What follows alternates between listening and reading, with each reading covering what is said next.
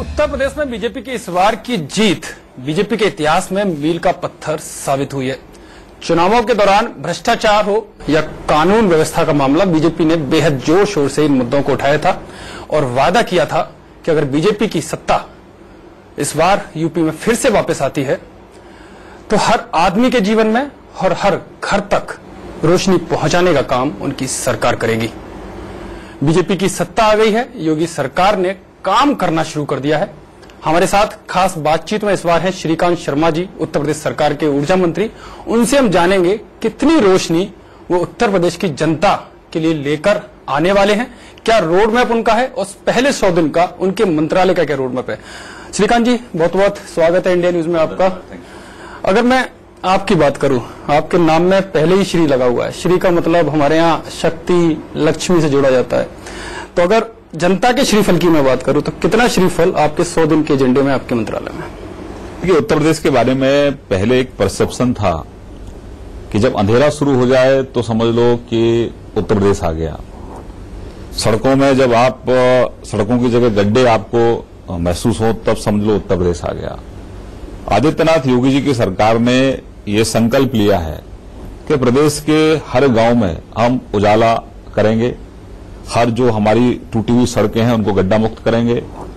तो अब उस आदित्यनाथ योगी जी की सरकार ने ये संकल्प लिया है कि प्रदेश के हर गांव में हम उजाला करेंगे, हर जो हमारी टूटी हुई सड़कें हैं उनको गड्ढा मुक्त करेंगे। तो अब उस संकल्प को लेकर हमारी सरकार काम कर रही है।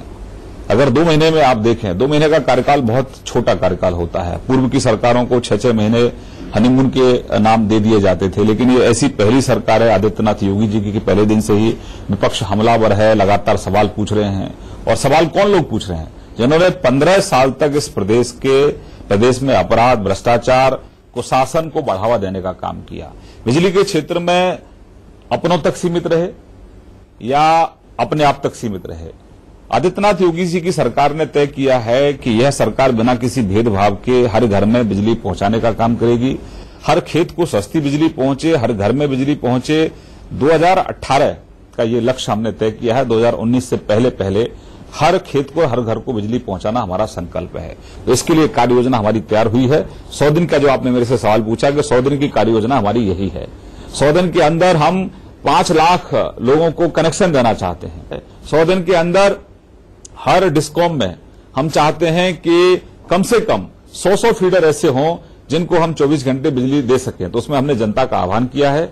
अभी पश्चिमांचल में हमने 76 ऐसे फीडर तय किए हैं जहां हम 24 घंटे बिजली दे रहे हैं, क्योंकि वहां रिकवरी हमारी बहुत अच्छी है, वहां बिलिंग हमारी बहुत अच्छी हो रही है।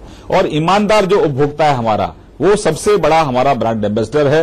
वो नीचे हमारे सहयोग में काम कर रहा है और जहां जहां चोरी हो रही है उस चोरी को रोकना और ईमानदारी से ईमानदार उपभोक्ताओं को 24 घंटे बिजली देना हमारी प्राथमिकता है। लेकिन श्रीकांत जी, पूरे प्रदेश की मैं बात करूं तो तमाम गांव या तमाम कॉलोनियां ऐसी हैं जो अवैध हैं, लेकिन अनऑथराइज्ड होने की वजह से उनको कनेक्शन नहीं मिल पा रहा है। तो क्या सरकार की ऐसी भी योजना है कि उनके घर तक भी वो रोशनी पहुंचे, उनको भी वो कनेक्शन मिले? क्योंकि कहीं ना कहीं एक लीगल पॉइंट्स उसके आड़े आता है। तो इसको दूर करने की कोई कार्रवाई या कोई काम वहां पर हो रहा है? देश के प्रधानमंत्री जी का और हमारे मुख्यमंत्री जी का ये आह्वान है कि हर घर तक बिजली पहुंचे और उसमें कोई अड़चन ना आए। उसके लिए भी जो सवाल आपने पूछा है, इस पर हमारा विभाग युद्ध स्तर पर काम कर रहा है और बहुत जल्दी मैं मानता हूं कि आने वाले 1 या 2 हफ्ते में इसके परिणाम भी आपके सामने होंगे।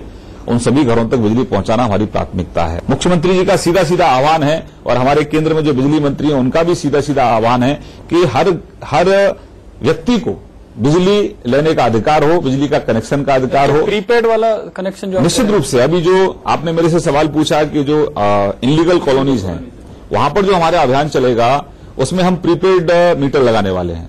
प्रीपेड मीटर लगाएंगे और कनेक्शन सबको देंगे और जो भी खर्चा आएगा उसको हम किस्तों में उनसे लेने वाले हैं। 19 से पहले पूरी तरह से इस व्यवस्था को चुस्त दुरुस्त कर देंगे और देश के अंदर उत्तर प्रदेश एक मॉडल होगा। अगर बिजली व्यवस्था को चुस्त और सुचारू रूप से चलाने में अगर कोई राज्य अग्रणी है तो उत्तर प्रदेश होगा। एक और मुद्दा आपने चुनावों के दौरान जोर शोर से उठाया था, कानून व्यवस्था। बदहाल स्थिति की बात की थी, लेकिन अब 2 महीने करीब पूरे हो चुके हैं योगी सरकार को। स्थिति जस की तस है, कहें जो आंकड़े आए हैं पिछले 2 महीने के और 2 महीने के पिछले निकालें 4 महीने के, तो काफी ग्राफ बढ़ा है क्राइम का। खासकर आपका जिला भी अछूता नहीं रहा, आप जहां से विधायक हैं वहां पर कितनी भयंकर वाली घटना वहां पर हुई, लोगों का रोष आपको देखने को मिला। देखिए, अपराध उत्तर प्रदेश में एक बड़ी समस्या, बिगड़ती कानून व्यवस्था उत्तर प्रदेश में एक बड़ी समस्या, और चुनाव में यह बहुत बड़ा मुद्दा हमारे लिए था। लेकिन आप देखें, जब से आदित्यनाथ योगी जी ने अपनी ओथ ली है तब से लेकर आज तक इसमें लगातार हम काम कर रहे हैं। बहन बेटियों की सुरक्षा पहला मुद्दा था, स्कूल जाने वाली बेटियां, कॉलेज जाने वाली बेटियां, लगातार आप भी उत्तर प्रदेश में दौरा करते रहे हैं।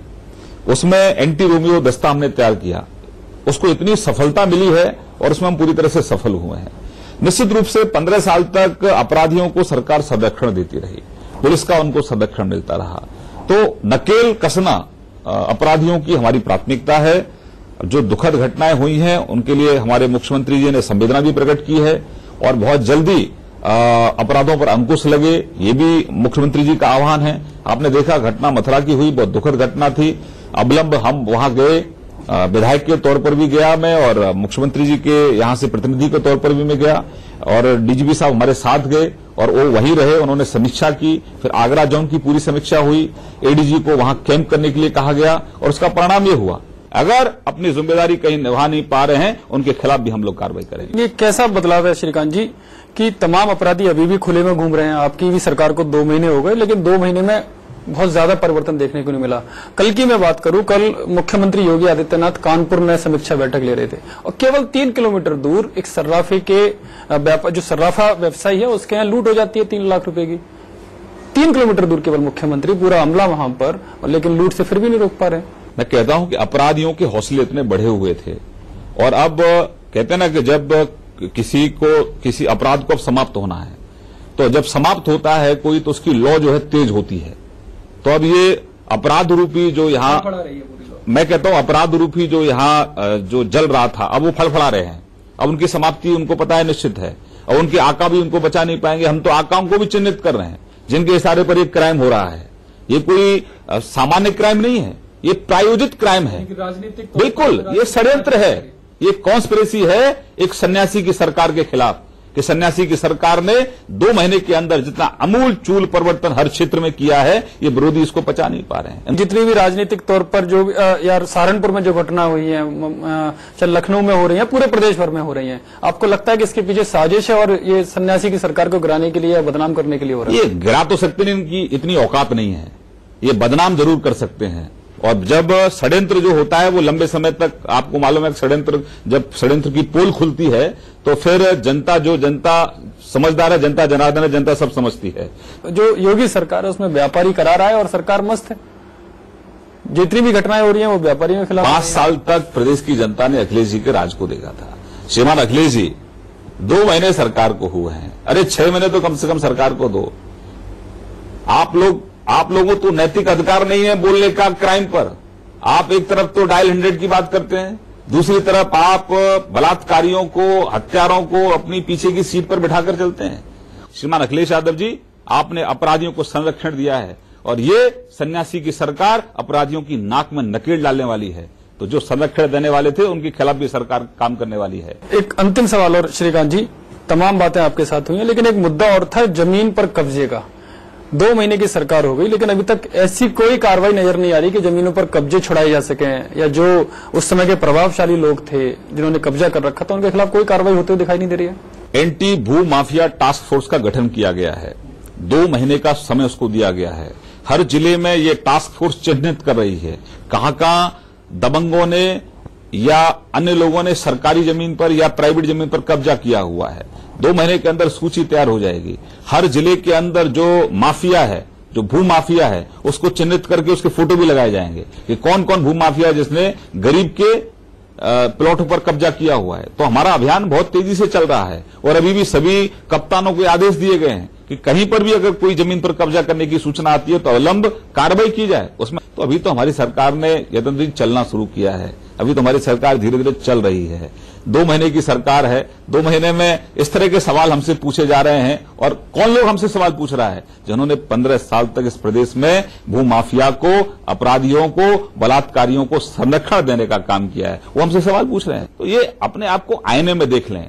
जिस दिन गिरेबान झांक कर देख लेंगे, अपने आप को आईने में देख लेंगे, तो 1 साल तक मुंह नहीं खोलेंगे। लेकिन ईमानदारी से अपने कामों का जो पाप किए हैं इन्होंने उनका कम से कम प्रायश्चित तो कर लो। चलिए, बहुत बहुत धन्यवाद। ये हैं श्रीकांत शर्मा जी। ये साफ तौर पर कह रहे हैं कि जो काम पिछली सरकारों ने किए हैं, जो उनके विपक्षी दलों ने किए हैं, उन्हें अपने गिरेबान में झांकना चाहिए और अपने पापों का प्रायश्चित करना चाहिए। जहां तक योगी सरकार की बात है तो 6 महीने के बाद सरकार की स्थिति जनता के सामने खुद ब खुद सामने आ जाएगी और आज जो प्रदेश में घटनाएं हो रही हैं वो सामान्य नहीं है, वो असामान्य है और उनके पीछे साफ तौर पर वो राजनीतिक साजिश होने का आरोप भी लगा रहे हैं। फिलहाल इस खास मुलाकात में इतना ही। आगे भी हम ऐसे ही खास लोगों से, खास व्यक्तित्व से आगे भी चर्चा करते रहेंगे।